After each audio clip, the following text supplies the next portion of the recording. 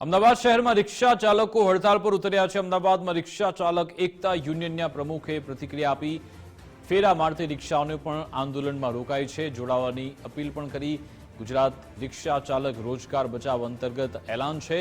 સફેદ number પ્લેટવાળા two wheeler ઓલા બંધ કરવાની માંગ।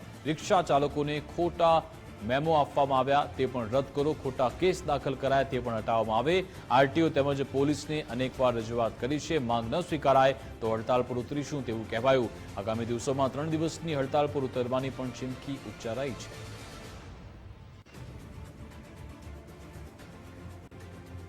જોવા જઈએ તો સીપી સાહેબ દ્વારા જે જાહેરનામું બહાર પાડવામાં આવ્યું અને છેલ્લા 2 દિવસથી જે રિક્ષા ચાલકોની ધરપકડ કરવામાં આવી છે અલગ અલગ પોલીસ સ્ટેશનની અંદર, એમના ટાર્ગેટ પૂરા કરવા માટે થઈને નિર્દોષ રિક્ષા ચાલકોને જે હેરાન કરવામાં આવ્યા છે। જોવા જઈએ તો એમની પાસે લાયસન્સ હોય તેમ છતાં એ લોકોને પોલીસ સ્ટેશને બેસાડવામાં આવ્યા, ડોક્યુમેન્ટ કમ્પ્લીટ હોય તોય બેસાડવામાં, નાની ભૂલના લીધે જે લોકો રિક્ષા ચાલકો બેસાડવામાં આવ્યા એનો અમે સખત શબ્દોમાં વિરોધ કરીએ છીએ। આ વસ્તુને અમે વખોડીએ છીએ। રિક્ષા ડ્રાઈવર એટલો મોટો ગુનેગાર નથી કે એને પોલીસ સ્ટેશનમાં બેસવું પડે, એને જામીન લેવા પડે અને કોર્ટે જવું પડે। નાની ભૂલ હોય તો એને રોડ ઉપર સ્થળ ઉપર દંડ લઈને છોડવામાં આવે।